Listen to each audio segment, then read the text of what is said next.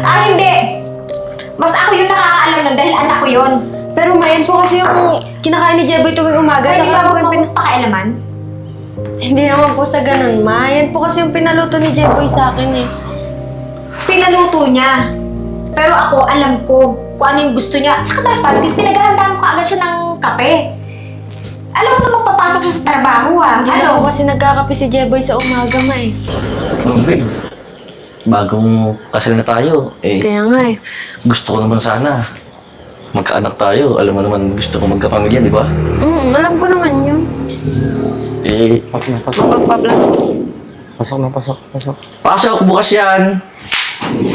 Oh, Nay! Kuya! Ginagawa niyo dito? Matol. Di... Siyempre, Nay, yes po. anak. Ano po? Na-miss ka namin, kaya... Eto, nagbakasyon kami. Siguro naman, walang masama, di ba? Alam mo naman, bagong kasal kami. Gusto namin muna makapagsulo. Ano ba naman kayo, Nay? Jeboy, okay lang yun. Oh, Tsaka, miss na rin naman ng mama ko Oo. tsaka ng kapatid mo. Putol naman eh. Chin, may time naman para tumira dito eh. Hindi yung ngayon. Anak naman, parang ayaw mo naman na nandito kami. At saka, tingnan mo, pahig naman yung asawa mo. Oo nga, okay na Hindi yun. naman sa ayaw, pero... Nay, tumataymin talaga kayo eh. Okay lang yun. Dalawa naman yung kwarto dun sa taas eh. Anak naman, kahit na nandito kami, pwede mo naman gawin ko anong gusto nyo. Bakit? Hindi naman namin kayo guguluhin Tsaka tol, matagal ka nang wala sa bahay eh. Namiss ka lang namin. Oo naman. Ano ka ba, Jeboy? Okay lang. Dito muna kayo. Tsaka, alam ko naman na miss niyo na rin po si Jeboy eh. Ngayon, buta na pala si Shin eh. Oo nga, di ba? Salamat naman. Pumayag ka na nandito kami. Ano pa nga magagawa ko? Eh, nandito na kayo. Dalawa naman yung kwarto, ma. Kaya, pwedeng doon na lang kayo sa isang kwarto. Malaki naman yun. Oo, kahit saan kami. Basta medyo... Kasama ka namin. Saka medyo malamig Ayaw namin ng Ay, masyadong opo, mainit. aircon po doon. Okay. Aircon po sa dalawang aircon. Okay, sa good. dalawang kwarto. Oh, baka pwedeng umakit na kami? Kasi pagod din kasi kami sa biyahe eh. Sige na, umakit na po kayo dun sa taas. Okay, sige. Tara, Ma. Iwan ko na kayo ha. Tara.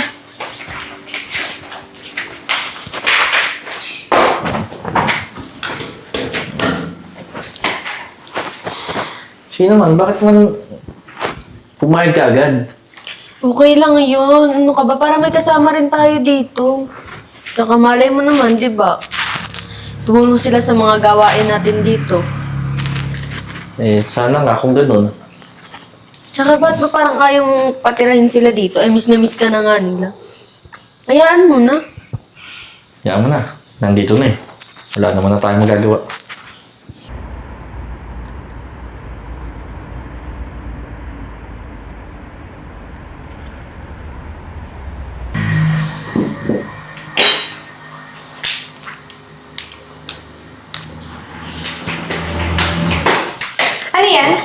Ano yan? Ma, nag-aahin lang po ako ng pagkain ni Jeb. Ay, hindi.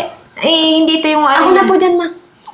Alam mo, dapat inaalam ko anong gusto ng anak ko. Hindi to yung gusto niya. Ito, Yan po yung gusto ni Jeboy, ma. Tuwing umaga po yan yung pinapaluto po niya sa akin. mas alam ko yung gusto ng anak ko dahil ako yung nanay. Pero ma, kailangan po ni Jeboy yan eh. Asawa po ako, ma. Alam ko po yung... Oo nga. At saka bago naman, lang naman kayo, di ba? Oh, ngayon alam mo ka agad? Opo naman, ma. Hindi! Mas ako yung nakakaalam nun dahil anak ko yun. Pero ma, yan po kasi yung kinakain ni Jeboy tuwing umaga. Pwede Tsaka ba po yung mo pakialaman? Hindi naman po sa ganun, ma. Yan po kasi yung pinaluto ni Jeboy sa akin eh. Pinaluto niya. Pero ako, alam ko kung ano yung gusto niya. At saka dapat, pinaghahandaan ko agad siya ng kape. Alam mo na magpapasok siya sa trabaho Hindi na po Ano? kasi nagkakape si Jeboy sa umaga, ma eh. Uy, tamang-tama. Nagugutom na ako, ma. Kumain ka na, anak. Jordy, sorry pero sa kapatid mo kasi yan eh. Ma, oh. Meron pa naman po doon, pwede pa naman po kayong kumuha. Eh, ba't nangingialam ka? Eh, kapatid na rin to ni Jeboy, ha? Alam ko to. May work po kasi si Jeboy. Kailangan niya po... Ito nga, oh, madami pa. Ate, kunti lang naman to eh. Ano nirereklamo mo? Pati ka reklamo dyan, kanina pa eh, aga-aga. So, ma. Eh, sige, kumain ka na muna dyan, anak. Baka mamaya mga yayat ka. Ang tayo mo. Di ba sabi ko, timplahan mo siya ng coffee? Pero ma, hindi na po kasi nagkakape si Jeboy sa umaga eh. Tsaka may gatas kayo dyan. Pwede ba patimpla? Babe, papasok na ako Oh, anak. Kumain ka muna. Babe, pinaghanda ka ng pagkain pero kinain kasi ng kapatid mo eh. Sige, okay lang. Hayaan mo na. Sa work na lang ako kakain. Tingnan mo nga, anak, oh. Nangangayayat ka na. Dati nung nasa amin ka eh. Ang ganda-ganda ng katawan mo. Oo nga, tol. Ang laki ng pinahit mo. Okay lang. Ano ba naman kayo? Nga pala, babe. Ito yung pang-budget Tapos, O sige. Anak, tama-tama. Kasi ako, pupunta ako sa palengke ngayon. So, Tama. alam mo na, Ako na po mamamalengke. pwede ba manahimik ka? At saka, anak, mas alam ko kasi kung ano yung gusto mo na pagkain. Kaya, at saka ipagluluto rin kita. Magaling si mama dyan. Ano yung budget ng pera yan? Pero may... babe, Mamaya, samahan mo ako sa... Kuya, binigyan nga pala kita ng Ganda, no? bagong cellphone. sakto to. Wala kang cellphone pang Excuse email. lang, Jordy. Para sa akin daw kasi yun, di ba, babe? Oo nga. Ano ba? Kuya, sira na yung cellphone ko. Anak, kapatid mo naman to eh. Kaya, pwede ba sa kanya mo muna ibigay? Kasi mas kailangan niya. Oo nga, tol. Minsan lang magkaroon ng ganitong cellphone, Oo no? nga naman. Bago. Laging second hand na pupunta sa akin, eh. Hayaan mo na, babe. Bibili na lang kita ng bago. Mas latest. At saka, anak, may isa pa akong ano sa'yo. Bilang mo din ako kasi yung phone ko din nasira na eh. Saka medyo ano na kasi yun anak, yung LCD niya. Kaya medyo naghahang na yung phone ko, hindi ako makapag-Facebook. Hayaan mo na, babe. Sige na. Papasok Ay, na tol. ako. Baka mali pa ako. Tol, wait lang pala. Pwede bang sendan mo nga sa Gcash ng pera? Wala kasi ako pang gas mamaya, eh. Mamaya na. Papasok Oo muna ako nga, sa anak. trabaho. Sige na, babe. Ikaw na bahala sa kanila. Tingin ka anak!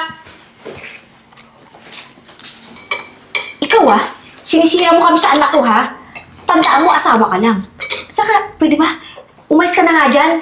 Patayo-tayo ka pa yan. Marami mong gagawin dun sa Tsaka- kusina. Tsaka yung gatas ko, patimpla na lang, ah. At saka yung, May gagawin pa kasi ako, Jordy. yung labahan namin ha, aklabin rin. Ikaw na lang magtimpla ng gatas. Sabi lang mo timplahin yun. Ano ba? Gatas lang naman, eh. Para yun lang hindi mo magawa. Bilisan mo nga! Sige po. Tama, kumain na. Kumain daw. Hindi na. Bagong-bago. Diet ako. Sa'yo na lang yan para mas lumusog ka pa. Ma, ikaw nga, nakangayayat ka na. Hindi, okay lang yan.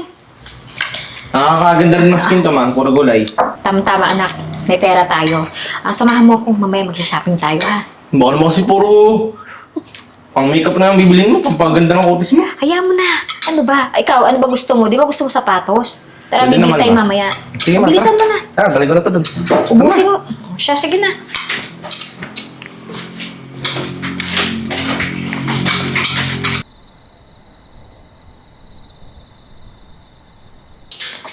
Ay, naku ano. Pagod din ako kakashopping. Ay, ma. Solid pa sa pares ito, ma. Oo nga eh. Nakapag-grocery na po ba kayo? Nangingialam ka. Nakita mo naman kung ang dala namin, di ba? Ibig sabihin, nag-shopping kami. Ma, paano po yung binigay ni Jeboy na pera? Pang-budget po yun dito sa bahay eh. Aba, ba't ka nagre-reklamo? Eh, anak ko yun.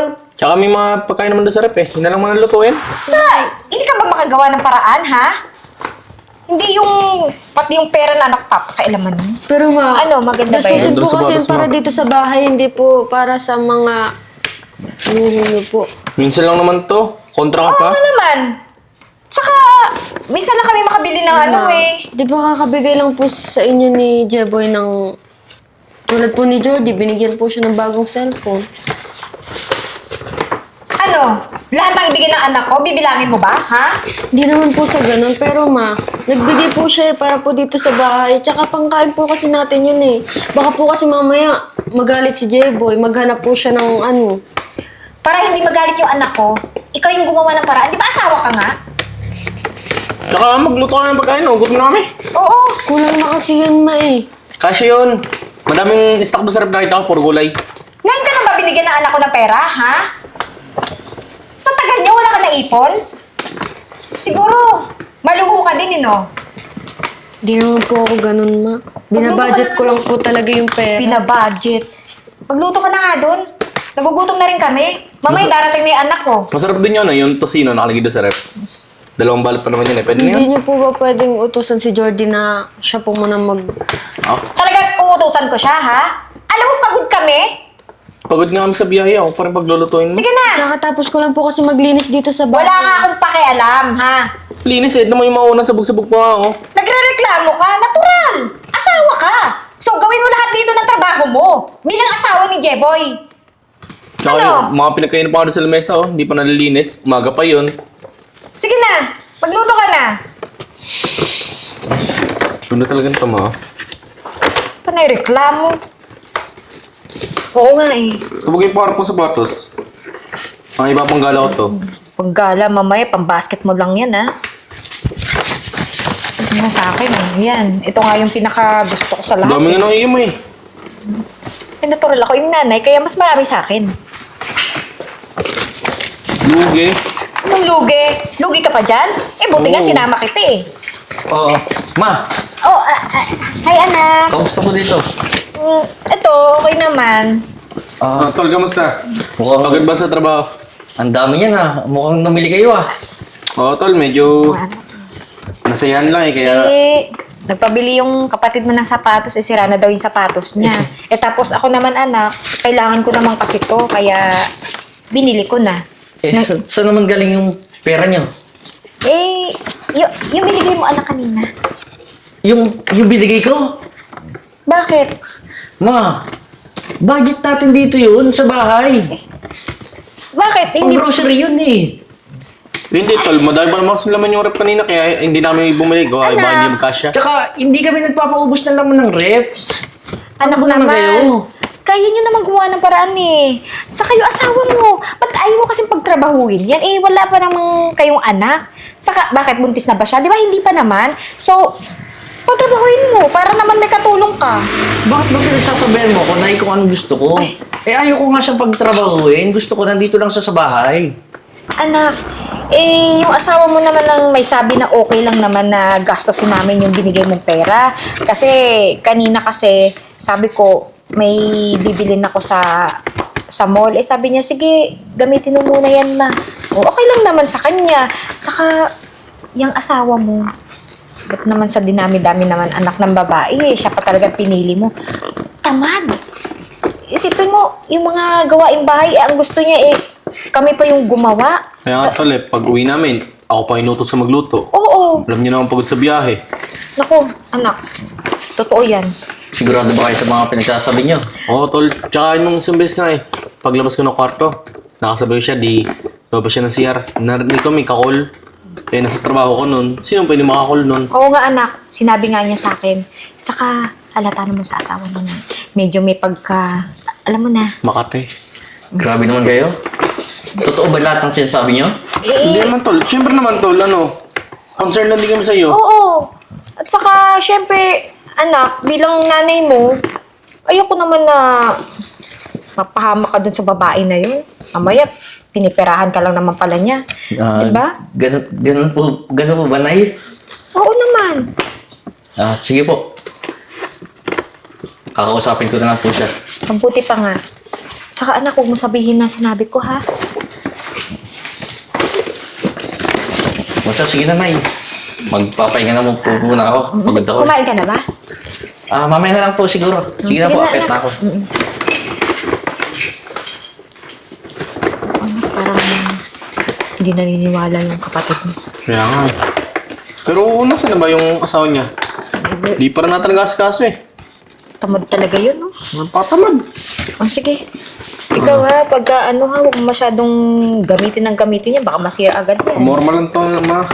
Basta anak, siraan lang natin yung asawa niya para mapaalis dito sa bahay. Oo, ma. Supportado kita dyan. Tama yan. Sundo talaga nito.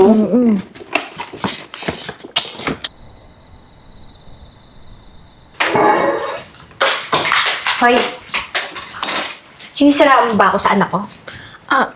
Ano pong sinasabi niyo, ma? Nagmamaang-maangan ka pa. Nagagalit yung anak ko sa akin. Parang binabuka mo na kami ng binabuka sa utol ko ah. Wala naman po akong sinasabi kay J-Boy. Wala po akong nakwento sa kanya na kahit na ano. Alam mo, sa totoo lang, unang-una pa lang, hindi na ako boto sa'yo. Ewan ko ba? Bakit gustong-gusto ka ng anak ko? At saka alam ko naman eh, na pera lang ang habol mo sa anak ko. Hindi naman po ako ganun, mang. Ayos-ayos nga po ng trato ko sa inyo eh. Tsaka kasi dinami-dami yung naging Kabahay ni Kuya, ikaw pa talaga pinakasalan na. Kaya nga eh. Halata naman sa kanya na. Tsaka ma, ako naman po nagpumilit kay Jeboy na patirahin po kayo dito eh. Sa tingin mo, maniniwala ako sa'yo, ha? Palibasa kasi yung anak ko, may konti rin. Kaya ikaw pinatulan. Kaya nga mo. Tsaka, sa dinami-dami yung naging ex ni Kuya Utol eh, sa'yo pa natupunta ah. Tindi rin, ano kayang gayo mo ginamit mo kay Utol, no? Kaya nga. Tama naman, yung tsura mo. Malayo sa mga naging ex ni Utol. Tsaka parang nagbaba ng standard si Utol ah. Wala namang masama kung ako yung pinatulan ng kapatid mo eh. Hoy, Tsaka mabuting tao naman ako eh.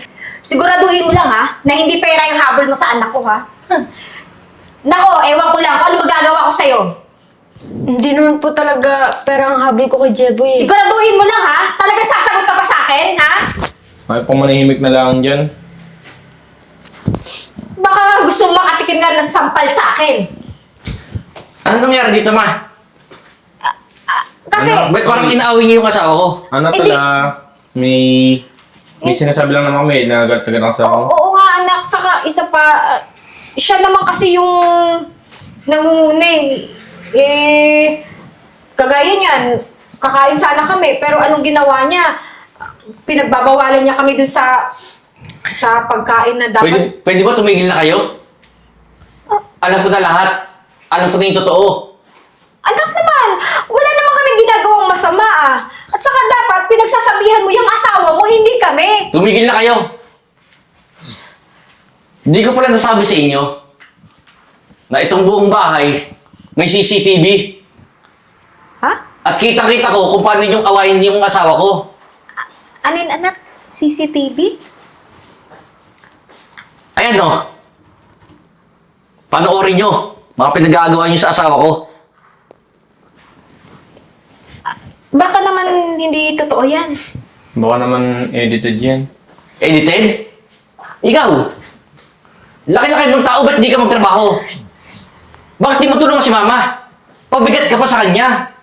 Tapos ikaw, ma. Naging mabait sa'yo yung asawa ko, pinatuloy ka dito, pero ano ginawa mo? Anak. Nilait-lait mo. Inaway-away mo. Pasensya na. Pero di ko papalagpasin itong ginawa nyo. Simula ngayon, umalis na kayo. Anak, Ano wala. tol, mas pipili mo sa amin yung asawa mo? Malamang! Saka anak, wala naman kami pupuntahan dito. Alam mo naman, bago lang kami dito sa Manila Eh eh. di bumalik kayo sa probinsya. Hirap-hirap na ang buhay probinsya eh. Ba't kasi hindi mo pagtrabaho ito si Kuya eh?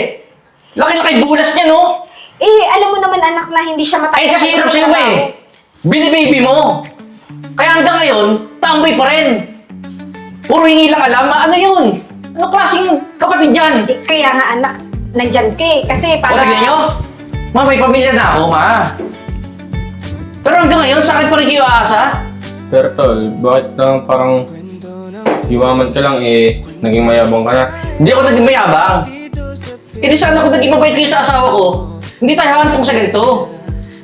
Pasalamat nga kayo, pinatira pa kayo ng asawa ko dito eh. Tapos ano?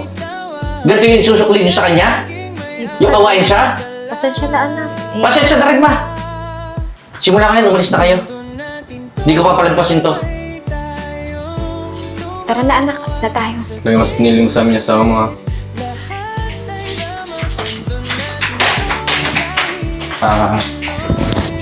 Babe, pasensya ka na sa inasal ng pamilya ko, ha? Ayos lang yun, babe. Huwag kang mag-alala. Hindi ko na sila papabalikin dito. Nga pala, mas mabuti pa, magbihis ka muna, kakain na lang tayo sa labas. Sige, babe. Magpapalit muna ako ng damit. Kaya pa kasi naglinis ng bahay. Sige na.